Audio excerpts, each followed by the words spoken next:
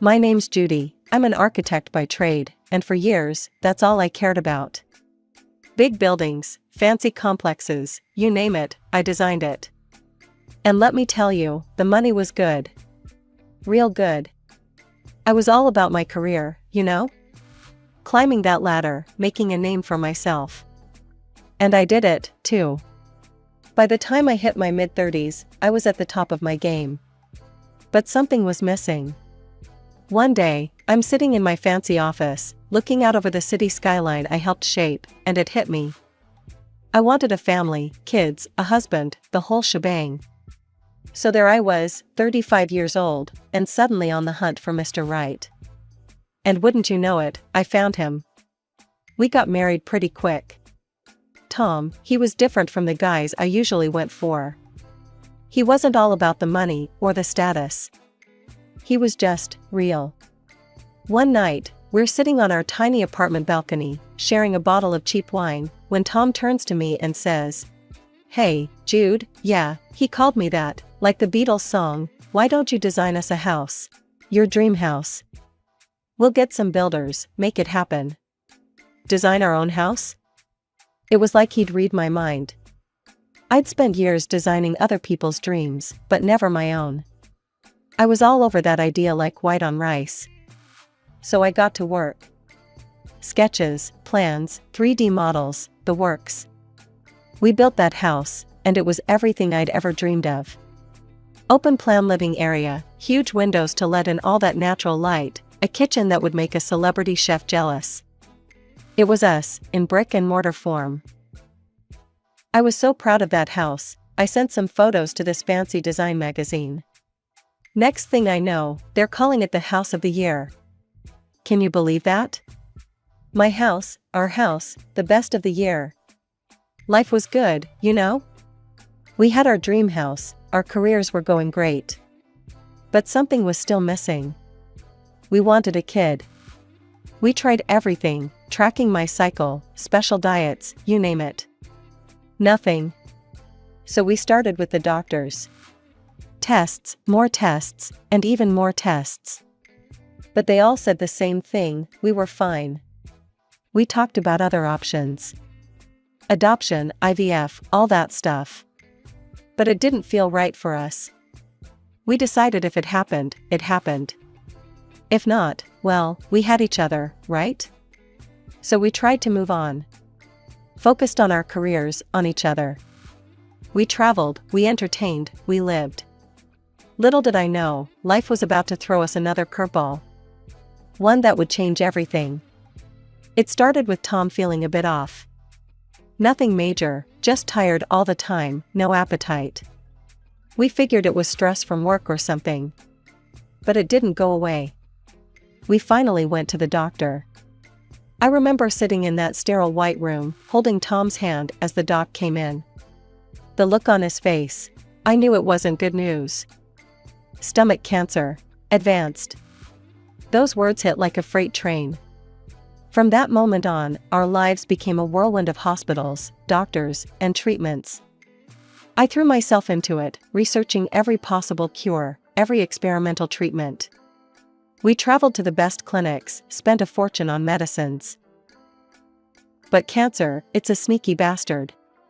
No matter what we tried, Tom just kept getting worse. I watched the man I loved, this strong, vibrant guy, waste away before my eyes. It was like living in a nightmare I couldn't wake up from. The end came faster than we expected. One minute he was there, squeezing my hand, telling me it would be okay. The next, he was gone. I was lost. Completely and utterly lost. The house that we'd built together, our dream home, it felt empty now. I tried to keep it together, I really did. But I was falling apart. I couldn't sleep, couldn't eat. Work became impossible. I'd stare at blueprints for hours and not see a thing. My colleagues were worried, I could tell. But what could they do? What could anyone do? About a month after the funeral, I started feeling sick. Really sick. Couldn't keep anything down, not even water. At first, I thought it was just stress, you know? Grief does weird things to your body. But then this crazy thought hit me. What if I had cancer too? I know it sounds nuts. I mean, logically, I knew stomach cancer wasn't contagious. But grief isn't logical, is it? I panicked. Drove myself to the ER in the middle of the night, convinced I was dying. The doctors there, bless them, they were patient with me. Ran a bunch of tests to calm me down. And then the doc came in with the results. I braced myself for the worst. But instead, she smiled at me. "Congratulations," she said. "You're pregnant." Pregnant. After all those years of trying, after losing Tom, after everything. I was pregnant. I didn't know whether to laugh or cry. So I did both. Right there in the ER, surrounded by beeping machines and worried nurses, I laughed and cried like a crazy person. As I drove home that night, my hand on my still flat stomach, I made a promise. To myself, to Tom, to this little life growing inside me. I was going to be the best damn mom I could be. The pregnancy hit me like a ton of bricks. I mean, I'd heard stories about morning sickness and all that, but this? This was something else entirely. I could barely drag myself out of bed most days, let alone work on complex architectural projects. My boss, Jake, he tried to be understanding at first. "Take it easy, Judy," he'd say. "We've got you covered." But as the weeks dragged on and I kept missing deadlines, I could see the frustration in his eyes. One day, he called me into his office. I knew what was coming. "Judy," he said, leaning back in his chair, "we can't keep giving you the big projects if you can't deliver. I'm thinking we should move you to remote work, maybe scale back your responsibilities." I threw myself a pity party that night.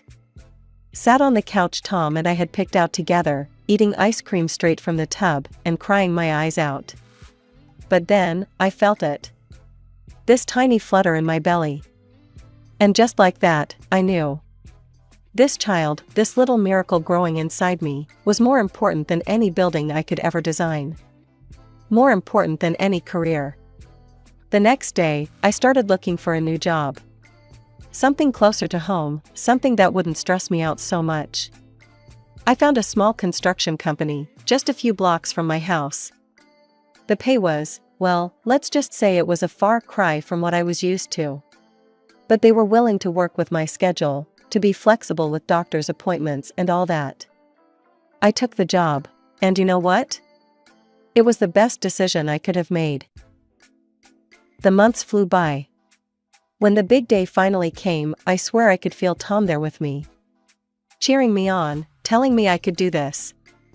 And I did. After what felt like a lifetime of pain and pushing, their perfect little human was. As I held him for the first time, this wave of love washed over me. It was like nothing I'd ever felt before. Stronger than anything. In that moment, I knew I'd do anything for this little guy. Anything at all. I named him Thomas, after his dad. Tommy for short. And as I looked down at his sleeping face, I made another promise. I was going to give this kid the best life I possibly could. No matter what it took. The years flew by like pages in a flipbook. Before I knew it, Tommy was starting school, then middle school, then high school. And let me tell you, that kid was something else. Smart as a whip and athletic to boot. He'd come home with straight A's and trophies from track meets, grinning from ear to ear.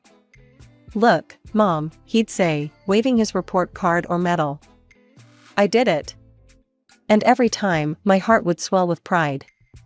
We didn't have much, but we had enough.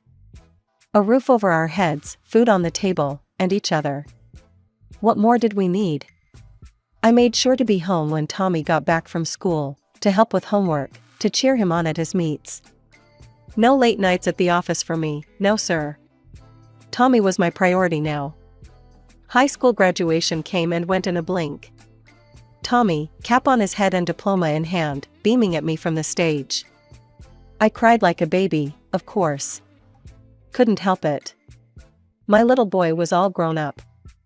Then came college. Tommy got into a great school in another city.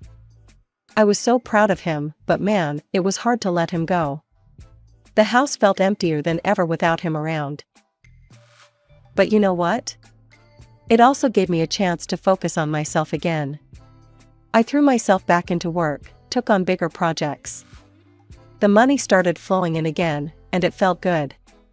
I could help Tommy with his tuition, send him some extra cash for books and stuff. Every weekend, I'd hop in the car and drive to see him. We'd grab lunch, catch a movie, just hang out. It was different, sure, but it was still us. Still good. After graduation, Tommy decided to stay in the city. Got himself a good job and everything. I was happy for him, really I was. But a part of me missed having him close by. A few years went by like that. Me working hard, Tommy building his life in the city. Then one day, he called me up, sounding all excited. "Mom, I've met someone," he said. "Her name's Sarah. She's amazing, Mom. I think she might be the one." I was thrilled for him, of course. All I ever wanted was for Tommy to be happy. And from what he told me, this Sarah sounded perfect. Smart, beautiful, from a good family. Tommy was head over heels. But then things started to change. Tommy called me up one day, out of the blue. "Hey, Mom," he said, sounding a bit sheepish. "I was wondering, could you maybe help me out with buying a car? And, maybe send a bit more money each month? I want to take Sarah out, buy her nice things, you know?" I felt my heart sink a little. This wasn't like Tommy at all. He'd always been so responsible with money. "Honey," I said, trying to keep my voice gentle, "you know I'd do anything for you. But a car? And extra money for gifts? That's a lot to ask. You've got a good job. Why can't you save up for these things yourself?" There was a long pause on the other end of the line. When Tommy spoke again, his voice was cold. "I thought you'd understand," he said. "I thought you'd want me to be happy. But I guess I was wrong." The line went dead before I could respond. I stood there, phone in hand, feeling like I'd just been slapped. After that, things were different. Tommy didn't call as often. When he did, our conversations were short, stilted. It felt like there was this wall between us now, all because I wouldn't buy him a car or fund his lavish dates. I tried to tell myself it was just a phase. That Tommy would come around, realize that love wasn't about fancy cars or expensive gifts. But as the weeks turned into months, and the phone calls got fewer and farther between, I couldn't help but worry. A year passed in a blink. Then one day, out of the blue, Tommy showed up on my doorstep. He wasn't alone. "Mom," he said, grinning from ear to ear, "I want you to meet Sarah. We're getting married." Sarah was everything Tommy had described, pretty, polite, the works. But there was something off. The way she looked at me, it was like I was some quaint little curiosity. Still, I plastered on a smile and welcomed them in. "Oh, what a lovely home," Sarah exclaimed, her eyes roving over every inch of the place. "It's so charming and comfortable." They stayed for dinner, chattering about wedding plans. Sarah's parents were footing the bill, apparently. As they talked, I couldn't help but notice how different Tommy seemed. Gone was my down-to-earth boy. In his place was this stranger, all flash and no substance. The wedding was, well, it was something else. More like a coronation than a marriage ceremony. I felt like a fish out of water, surrounded by all these fancy folks in their designer duds.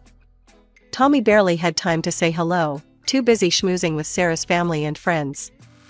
After that, I threw myself into work. Took on big projects, worked longer hours. The money started piling up, and I had this crazy idea. I'd design a house for Tommy and Sarah, build it from the ground up. A wedding gift, you know? But something held me back. I decided to wait, see how things played out. Months went by. Then one day, Tommy and Sarah showed up again. "Mom," Tommy said, "we've been thinking. This house is too big for you alone. Why don't we move in? Keep you company?" I was over the moon. I helped them move in, rearranged things to make room. It felt good, having life in the house again. But that feeling didn't last long. A month in, and Sarah started throwing her weight around. Ordering me around in my own kitchen, demanding fancy meals and expensive wines. "Look," I said one day, trying to keep my cool, "this is still my house. I appreciate you being here, but..." Sarah cut me off with a shriek. "Tommy, did you hear how she spoke to me?" And to my shock, Tommy yelled at me. At me, his own mother. After that, things got real cold. They barely spoke to me, like I was some kind of ghost haunting my own home. Then one night, I overheard them talking. "We need to get rid of her," Sarah was saying. "This house is wasted on her." "Yeah," Tommy replied, and my heart nearly stopped. Mom's had her time. Maybe we should look into nursing homes. I couldn't believe my ears. My own son, plotting to throw me out of my home? The home I'd designed, that I'd raised him in? I stepped around the corner, fury boiling in my veins. "How dare you," I spat. Tommy looked shocked, then guilty. But one glance at Sarah, and his face hardened. "Mom," he said, his voice cold, "I think it's time for you to leave." That was it, the last straw. "Leave?" I laughed, but there was no humor in it. "Oh no, sweetheart. This is my house, my name on the deed. If anyone's leaving, it's you too." Tommy's face went red. "But Mom..." "No buts," I cut him off. "Pack your bags. Both of you." They tried to argue, but I stood firm. This was my house, damn it. As I watched them drive away, bags piled in the back of their fancy car, I felt empty. How had it come to this? Where had I gone wrong? The calm after the storm didn't last long. My phone started ringing off the hook, Tommy's name flashing on the screen every time. At first, I ignored it, but eventually, I picked up. "Mom," Tommy's voice was cold, calculated. "We need to talk about the house. It's half mine, by law. Dad left it to me too." I felt my blood pressure rising. "That's not true, Tommy. Your father left everything to me." "Well, I'm challenging that. I want half the value of the house. It's my right as Dad's son." He hung up on me, just like that. I sat there, phone in hand, feeling like the world was spinning out of control. I'd been planning to build them a house, for crying out loud. A wedding gift, a fresh start. But now I didn't want to give them a damn thing. I called up Jack, Tom's old friend from law school. Explained the situation, my voice shaking. "Judy," Jack said, his voice calm and reassuring. "You're in the clear legally. Tom's will left everything to you. No contest." I felt a weight lift off my shoulders. But Jack wasn't done. However, he continued, "If Tommy decides to sue, well, it could get messy. Expensive. And drawn out." I spent the next few weeks in a daze. I kept hoping Tommy would come to his senses, that his conscience would kick in. But the phone calls kept coming, each one more demanding than the last. Then, one morning, I woke up to a commotion outside. I peeked out the window and felt my heart stop. There, on my front lawn, was a giant "for sale" sign. I ran outside in my robe, not caring what the neighbors thought. And boy, were they curious. "Judy, you selling the place?" Mrs. Peterson from next door called out. "Moving to be closer to your son?" Mr. Johnson asked, pausing his morning jog. I stood there, mouth opening and closing like a fish out of water. What could I say? That my son was trying to force me out of my own home? I tried calling Tommy, my fingers shaking as I dialed. Straight to voicemail. With a grunt of frustration, I yanked the sign out of the ground. It came up easier than I expected, nearly sending me tumbling backward. I dragged it into the garage, out of sight. Back in the house, I sank onto the couch, the same one where Tom and I used to sit, where I'd nursed Tommy as a baby. Tears welled up in my eyes, but I blinked them back. I wouldn't cry. I was Judy Goddamn Miller. I'd designed skyscrapers, for Pete's sake. I'd raised a child on my own. I'd faced worse than this. I was trying to relax that evening, curled up on the couch with a book I couldn't focus on, when I heard the front door open. My heart leapt. Was it Tommy, coming to his senses? But the voices I heard weren't just Tommy's. There were strangers in my house. I got up, my legs shaky, and made my way to the foyer. And there they were, Tommy, Sarah, and a couple I'd never seen before, all standing in my entryway like they owned the place. "And this is the living room," Tommy was saying, gesturing grandly. "Original hardwood floors, floor-to-ceiling windows." The couple was nodding, looking impressed. "It's stunning," the woman said. "We'll take it. When can we move in?" I couldn't believe what I was hearing. "Excuse me," I said, my voice quavering. "This house is not for sale. I'm going to have to ask you all to leave." Tommy's face twisted into something ugly. He turned to the couple and said, loudly, "Don't mind her. She's not well. Dementia, you know. Sad, really." I felt like I'd been slapped. "Tommy," I gasped. "How dare you?" But he talked over me, continuing his tour like I wasn't even there. My hands shaking, I grabbed my phone. "I'm calling the police," I announced. "All of you, out. Now." The couple looked uncertain, glancing between me and Tommy. Finally, they mumbled some excuses and headed for the door. As they left, Sarah turned to me, her eyes cold. "You'll regret this," she hissed. "You'll never see Tommy again, or your grandchild." That's when I noticed it, the slight swell of her belly under her designer blouse. My grandchild. I was going to be a grandmother. The realization hit me like a punch to the gut. I barely noticed them leaving, the door slamming behind them. The next few months were a blur of courtrooms and sleepless nights. Tommy and Sarah, bankrolled by her parents, hired a team of slick lawyers. They threw everything they had at me, claims of mental incompetence, accusations of abuse against Tommy, you name it.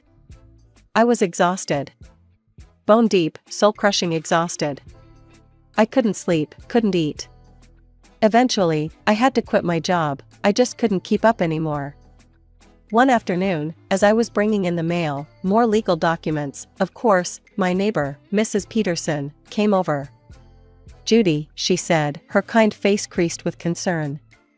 "Have you thought about going public with this? You know, telling your story on TV? Sometimes, sunlight is the best disinfectant." I brushed her off. It felt wrong, somehow, to air our dirty laundry in public. Then came the phone call that changed everything. "Listen, you old fool," Tommy's voice crackled over the line. "Just give up already. You're embarrassing yourself." Something in me snapped. The next day, I called the local news station. It was time to tell my story. The TV interview aired, and for a few days, my phone wouldn't stop ringing. Reporters, old friends, even a few lawyers offering their services. I ignored them all. I was tired, so tired. Then, one afternoon, there was a knock at the door. I opened it, ready for another reporter, but instead found myself face to face with Sarah's parents. My heart sank. This was it, I thought. They're here to finish what Tommy and Sarah started. But to my shock, they looked ashamed. "Judy," Sarah's mother said, her voice barely above a whisper, we had no idea. We're so sorry." They came in, and over coffee, the whole story came out. They'd seen the TV interview, learned for the first time what their daughter and Tommy had been up to. The lawsuit, the attempts to sell my house, all of it. "We spoiled Sarah," her father admitted, shaking his head. "And now, well, she's always asking for money." They told me how they'd bought Tommy and Sarah an apartment. But Sarah had demanded a house instead. She said she'd handle it herself, her mother said, dabbing at her eyes. We had no idea this is what she meant. I sat there, stunned. I was going to build them a house," I said, my voice cracking. "As a wedding gift. But after all this, I just can't." Sarah's parents nodded, understanding in their eyes. "We're cutting them off," her father said firmly. "No more money. Not for lawyers, not for anything." True to their word, they did just that. Without the financial backing, Tommy and Sarah's case fell apart. The lawsuit was dismissed, and just like that, it was over. Months passed. I heard through the grapevine that Sarah had given birth to a little girl. The thought made my heart ache. More time went by. I threw myself back into work, trying to rebuild the life that had been put on hold. Then one day, out of the blue, there was a tap on the door. It was Tommy. The moment I opened, he burst into tears. "I'm so sorry," he sobbed. "I was selfish and stupid, and God, Mom, I had no idea how hard it was to be a parent. What you went through, raising me alone." I stood there, watching my son cry, feeling a mix of emotions I couldn't even begin to untangle. "I'm not ready to forgive you," I said finally. "What you did, it's going to take time to get past that. But I'd like to meet my granddaughter." We worked out an arrangement. I'd babysit sometimes, buy clothes and toys for the baby. It was a start. The first time I held little Emma, I felt my heart melt. She had Tommy's eyes, my nose. She was perfect. Over time, things, well, they didn't go back to normal. I don't think they ever could. But they got better.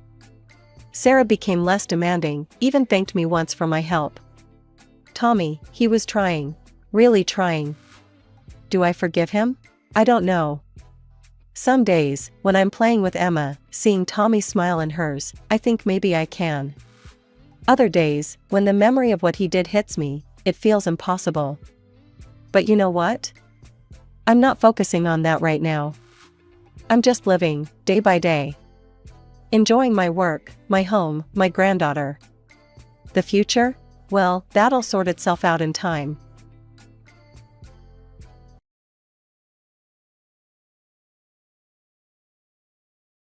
Hey there, I'm James. I'm 25, and yeah, I've got some special needs.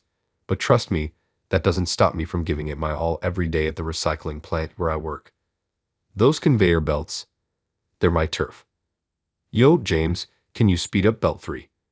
We got a backlog coming in. That's Tony, my best buddy at work. He's always got my back. On it. T, watch me work my magic. I love when the belts are running just right. It's like a symphony of recycling, and I'm the conductor. Speaking of bosses, my supervisor, Sarah's pretty cool. Great job organizing that pile of cardboard, James. You've really got an eye for this. Thanks, Sarah. I aim to please. After a long day saving the planet, one recycled item at a time, I head home to my folks. Mom's usually there with a big smile and an even bigger hug. "How was work today, sweetie?" she asks, ruffling my hair like I'm still a kid. "It was awesome, Mom. We processed a ton of plastic today. Literally. Dad's a different story. He's always got his nose buried in paperwork, muttering about numbers. Robert, put those papers down and say hello to your son," Mom scolds, giving him the look. "Oh, hey James," Dad says, barely glancing up. "Good day at work." "Yeah, Dad, it was great." I try not to let it get to me, but sometimes I wonder if he really sees me. At least I have my little sister, Emily. She's off at college, living her best life, but she never forgets to check in. Phone rings. "Hey, big bro. How's it hanging?" Just finished work." "How's college treating you?" "Oh, living off ramen and coffee. The usual." "You better be keeping Mom and Dad in line." We chat for a while, and it feels like she's right here. I miss her, but I'm so proud of her. Later that night, I'm chilling in my room when I overhear Mom and Dad talking in hushed tones. "Robert, we need to talk about the business. Things aren't looking good." "I know, Linda. I'm working on it. Just need a little more time." "And what about James?" "He needs—" "Not now, Linda. I can't deal with everything at once." I pretend I didn't hear anything, but it sticks with me. There's this tension in the air, like a storm brewing. But hey, that's life. You take the good with the bad. As I get ready for bed, I can't shake the feeling that something big is coming. Maybe it's just my imagination. Or maybe, well, who knows? All I know is tomorrow's another day at the belts, and I'm going to crush it. That's how I roll. Fast forward to our road trip to see Emily. I'm bouncing in my seat like a kid on Christmas morning. It's been forever since we've all been together, and I can't wait to see my little sis. Dad's at the wheel, Mom's riding shotgun, and I've got the whole backseat to myself. Living the dream, right? But something feels off. Mom and Dad are whispering up front, and it doesn't sound like they're planning a surprise party. Robert, we can't keep ignoring this. The bills are piling up. I told you, Linda, I've got it under control. I just need to make a few more calls. But what about, not now? James might hear. Too late, Dad. I heard every word. I pretend to be fascinated by the passing scenery. Trees are so interesting, you know. The tension in the car is thicker than peanut butter, and I try to lighten the mood. Hey, remember when Emily got car sick and puked all over Dad's new shoes? Mom forces a laugh. Oh, sweetie, don't remind me. Your father was furious. Yeah, well, maybe if she hadn't insisted on reading in the car. Dad grumbles. So much for breaking the tension. I sink back into my seat, wishing I had Emily's talent for witty comebacks. Suddenly, everything goes sideways, literally. Robert, watch out. A massive truck swerves into our lane, horn blaring. Dad yanks the wheel, and the world turns into a blur of screeching tires. Crash. We smash through a barrier, and suddenly we're airborne. For a split second, I see my workplace below. We're bright, of all the places to fly over. The car lands with a bone-jarring thud, teetering on the edge of a cliff, or something equally terrifying. My heart races. This is really bad. The car door flies open, and suddenly I'm falling. The last thing I see is Dad holding Mom tight, not even sparing me a glance. Then, pain, so much pain. I crash onto something hard and moving. A conveyor belt. The irony would be funny if it didn't hurt so damn much. Everything blurs into motion and agony. I hear shouting, familiar voices. Oh my God, James. Someone call an ambulance. Hang on, buddy, we got you. Tony? Sarah? What are they doing here? Oh right. Work. I landed at work. How's that for employee dedication? Everything fades as the pain overwhelms me, dragging me into darkness. The last thing I hear before slipping away is Dad's voice. Linda, are you okay? Thank God, I got you out in time. What about me, Dad? What about me? Beep, beep, beep. Man, my head feels like it's been through a blender. I crack my eyes open, wincing at the bright hospital room lights. James, honey, can you hear me? Mom's voice. I try to speak, but my throat feels like sandpaper. Water, I croak. Mom helps me sip some, and I finally manage to take in my surroundings. Nearby, Dad is on the phone. Yes, I understand the gravity of the situation, but surely we can come to some arrangement to avoid a lawsuit, he says. Lawsuit? What's he talking about? Mom notices my confusion and tries to comfort me. Don't worry about that now, sweetie. How are you feeling? Like I fell off a cliff, I mumble. Dad snaps his phone shut. That's because you did, son. Do you have any idea how much trouble this could cause? The medical bills alone. Robert, Mom cuts him off. That's enough. The days blur together. Doctors, nurses, endless tests. Through it all, one thing becomes clear. Dad is more worried about money than about me. One night, I pretend to be asleep and overhear my parents talking outside my room. We can't keep this up, Robert. The embezzlement, the gambling, it's destroying our family, Mom says. My heart pounds. Embezzlement. Gambling. What the hell? I told you I'll fix it, Dad insists. We just need to cut some expenses. That care facility I mentioned. No, I won't send James away. He's our son. He's a financial burden, Linda. We can't afford. I feel like I've been punched in the gut. A burden. Is that all I am to him? The next day, Emily shows up. Man, it's good to see her. Hey, big bro. You look like crap, she jokes. Thanks, sis. Love you too. We chat for a bit, but I can tell something's eating at her. Finally, she snaps. I know everything, James. Dad's crimes, his plan to send you away. I confronted them last night. My heart sinks. And Dad tried to justify it. Mom just stood there, silent. Betrayal. That's the only word for what I feel. What are we going to do, Em? I ask, desperate. She grabs my hand. We're going to fight. You and me against the world, just like when we were kids. For the first time since the accident, I feel a spark of hope. As the weeks pass and I push myself in physical therapy, that spark grows. I work harder than ever, teeth gritted against the pain. The nurses and therapists are impressed, but I'm not doing this for them. I'm doing it for me. One day, as I'm struggling through exercises, I hear Dad talking to my doctor. So, about that care facility. That's it. I've had enough. No, I say, loud enough for them to hear. Dad turns, startled. James, you don't understand. I understand plenty. I cut him off. I'm not going anywhere.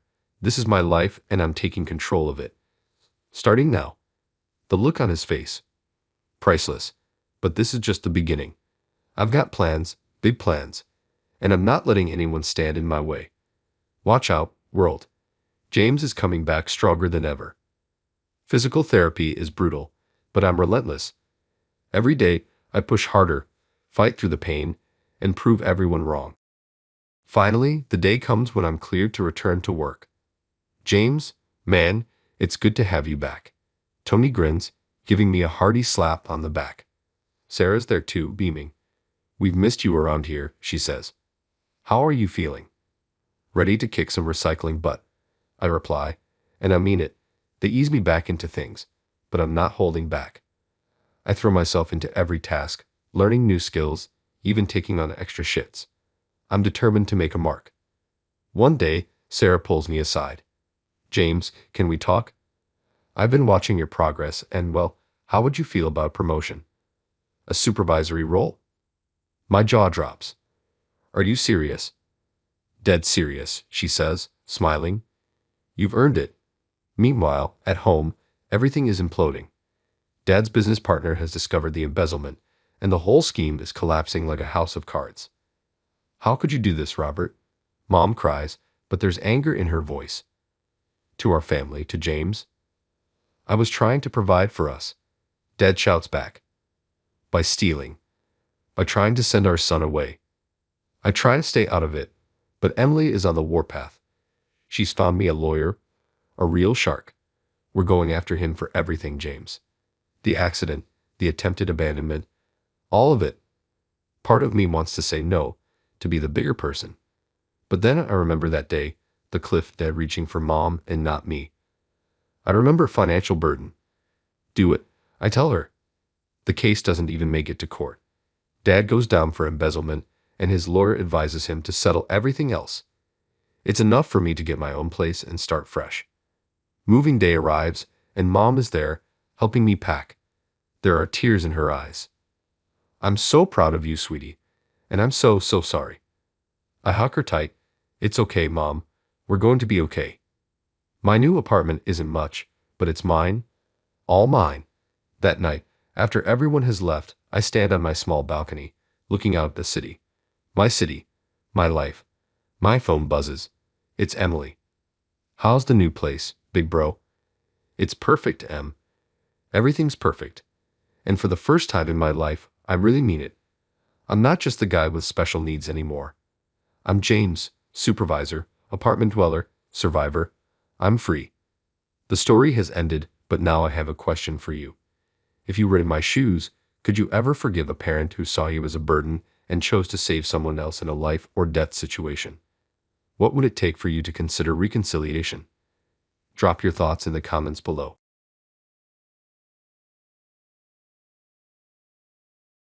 Hi, I'm Harper, a 29-year-old veterinarian, and lately my life's been anything but boring. Growing up in a modest home, my parents, John and Sandra, were my biggest supporters. No matter what, they always had my back, even when things were tough. Harper, honey, how was work today? Mom called as I walked through the door, exhausted from another busy day at the animal hospital. It was good, Mom. Busy as always, but I love it, I replied, collapsing onto our well-worn couch. Dad emerged from the garage, wiping his hands on an old rag. That's my girl, always working hard, he said with pride. My dad, John, is a mechanic, a great one too. For as long as I can remember, he's dreamed of opening his own auto repair shop.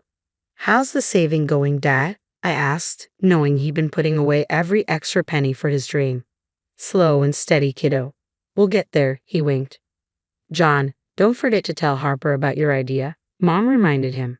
Oh right, Dad's eyes lit up. I've been thinking, once we save enough, we could buy a used luxury car to use as a courtesy car for clients. Fancy, huh? I couldn't help but laugh. Dad, that's brilliant. Your clients would love it. As we sat down for dinner, I felt grateful. Sure, we've had our share of struggles, but we've always stuck together. The next day at work, I was examining a golden retriever named Buddy when my coworker Michael popped his head in. Hey, Harper, how's it going? He asked with a grin. Pretty good, just finishing up with Buddy here, I replied, scratching the dog behind his ears. Listen, I was wondering if you'd like to grab coffee later. I'd love to pick your brain about that new treatment plan you developed. Sure, sounds great, I said, unaware that Michael's friendliness wasn't entirely genuine. Later that evening, as I was going through some bills, Dad called from the living room.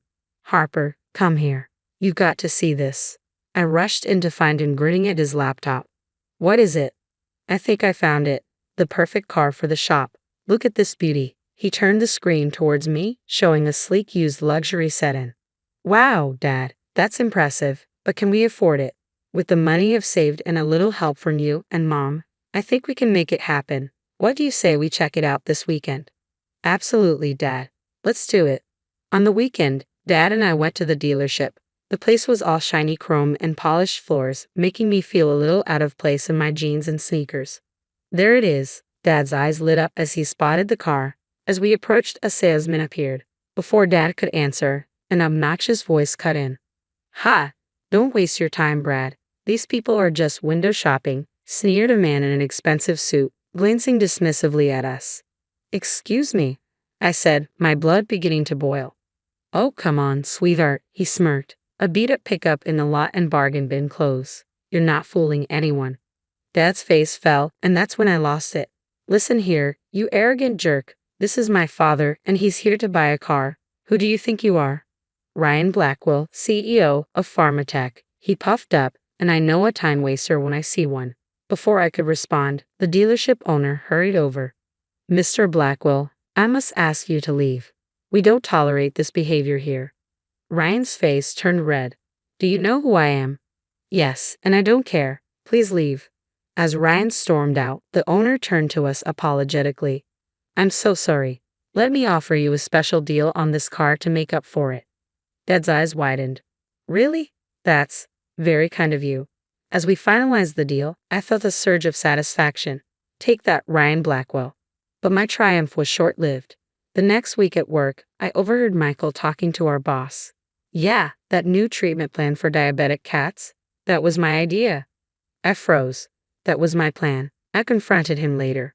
Michael, why are you taking credit for my work? He just shrugged. Come on, Harper. We're a team. Does it really matter who came up with it? From then on, it was like working in a minefield. My files would go missing, appointments would get mixed up, and every time, Michael would be there to save the day. Then, to top it off, I decided to surprise my boyfriend, Tom, with lunch one day. But as I approached his office, I heard familiar giggles. I pushed open the door to find Tom with Rachel, my supposed friend, in a compromising position. Harper, Tom jumped up. It's not what it looks like. Rachel looked ashamed.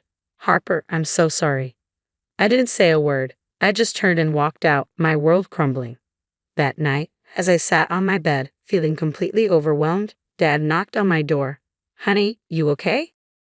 I broke down and told him everything, about Michael, about Tom and Rachel, and about how it felt like my life was falling apart. Dad sat next to me, putting an arm around my shoulders. Harper, you're the strongest person I know. These people, they're not worth your tears. You're going to get through this, and you're going to come out stronger. I wiped my eyes, feeling a spark of determination. You're right, Dad. I'm not letting them win. The next morning, I walked into the animal hospital with a new fire in my belly. No more Miss Nice Vet. It was time to play detective. I started keeping a detailed log of everything. Every time Michael took credit for my work, Every misplaced file, every messed up appointment. It felt like a twisted game of Clue, and Michael was Colonel Mustard with the candlestick. One day, I even caught him red-handed adjusting the dosage on one of my prescriptions. "What are you doing?" I demanded. He fumbled, nearly dropping the chart. "Oh, I thought I saw an error, just double-checking." "Right," I said, snatching the chart back, "because that's your job now." As I walked away, I heard him mutter, "Someone's got to do it." That's when I decided to confide in Emma, my colleague and the only person I still trusted at work. "Emma, I need your help," I said, closing her office door. "It's about Michael." Her eyes widened as I explained everything that had been happening. "That sneaky bastard," she whispered. "What do you need me to do?" With Emma's help, we started building an airtight case against Michael. But that wasn't the only storm brewing. One evening, while researching affordable medications for a client's dog, I stumbled across disturbing information about Pharmatech, Ryan Blackwell's company. They were inflating drug prices by creating artificial shortages, making it nearly impossible for people to afford medication for their pets. "This is criminal," I muttered, digging deeper. The more I uncovered, the sicker I felt. Without hesitation, I compiled all the evidence and anonymously tipped off Janet Cruz, a respected journalist known for her hard-hitting exposés. But I wasn't done cleaning house. It was time to deal with Tom and Rachel. I invited them both to my apartment, separately, of course. Rachel arrived first, looking nervous. "Harper, she started, but I cut her off. "Save it, Rachel. I trusted both of you. We're done here. I don't want to see it or hear from you again." "Understood." She nodded, tears in her eyes, and left just as Tom was arriving. His face fell when he saw Rachel leaving. "Harper, please let me explain." "Explain what, Tom? How you and my best friend betrayed me?" "No thanks. We're over. Get out." As the door closed behind him, I felt a weight lift off my shoulders. But my relief was short-lived. Dad called, sounding stressed. "Harper, honey, we've hit a snag with the shop. The equipment costs are way higher than we anticipated." My heart sank. "How bad is it, Dad?" It's pretty bad, sweetheart. I don't know if we can make this work." I could hear the defeat in his voice, and it broke my heart. "Don't worry, Dad. We'll figure this out. I promise." As I hung up, my mind was racing. I needed a plan, a way to expose Michael and help Dad's business.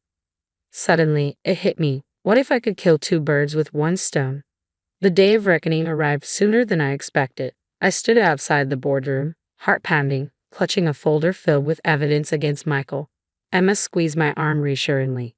"You've got this, Harper," she whispered. I took a deep breath and walked in. The board members looked up expectantly. "Dr. Chen, you requested this meeting. What seems to be the issue?" For the next hour, I laid out everything: the stolen ideas, the sabotaged appointments, the tampered prescriptions. With each piece of evidence, Michael's face grew paler. "This is ridiculous," he finally exploded. "She's lying." The board chair held up a hand. "We've heard enough, Mr. Peterson. Security will escort you out. Dr. Chen, thank you for bringing this to our attention. We'll be in touch."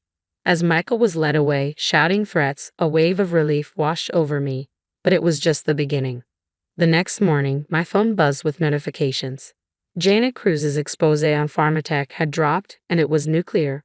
Ryan Blackwell's face was plastered across every news channel, his company's stock in freefall. Pharmatech CEO Ryan Blackwell faces multiple lawsuits amid price-gouging scandal, one headline blared. I couldn't help but smile, remembering his smug face at the dealership. "Karma's a beast, Ryan." But the hits kept coming. I got a text from a mutual friend. "OMG, did you hear about Tom and Rachel?" She confessed everything to everyone. Tom's a pariah at work now. I almost felt bad. Almost. Amid all this chaos, I got a call from the hospital. "Dr. Chen, the board would like to see you." My stomach dropped. Had I gone too far? But when I arrived, I was met with smiles. "Dr. Chen, in light of recent events, we'd like to offer you the position of head veterinarian. Your innovative treatments and dedication to patient care are exactly what this hospital needs." I was speechless. "Thank you. I won't let you down." As I left the office, still in shock, I bumped into Emma. "Well?" she asked nervously. I grinned. "Looks like you're looking at the new head vet." Her squeal of excitement echoed through the hallway as she hugged me. That evening, I drove to Dad's shop, my mind racing with ideas. I found him hunched over some paperwork, looking stressed. Dad, I've got an idea. Over the next few hours, we hashed out a plan. With my new position and connections, we secured a small business loan. I helped him develop a scheduling system to streamline operations, focusing on luxury car maintenance. Harper, this is amazing, Dad said, his eyes misty. I don't know how to thank you. I hugged him tight. You never gave up on your dream, Dad. I wasn't about to let you give up now. The weeks flew by. Dad's shop took off, becoming the go-to place for high-end car maintenance, and the animal hospital thrived under my leadership. Our patient care reached new heights. One evening, as I left the hospital, I paused to reflect. A year ago, I was struggling, surrounded by people who wanted to see me fail. Now I was head veterinarian, my dad's business was booming, and I had true friends like Emma by my side. I realized then that by staying true to myself, by fighting back against the toxicity, I'd achieved more than I ever thought possible. And those who tried to bring me down, they were the ones who fell. Life isn't always fair, but sometimes, just sometimes, the good guys win. And let me tell you, it feels pretty damn sweet when they do. So, what would you have done in Harper's shoes when she discovered Michael stealing her ideas and sabotaging her work? Would you have gathered evidence quietly like she did, or confronted him immediately? Is there a point where being patient becomes being a doormat? Share your thoughts in the comments below.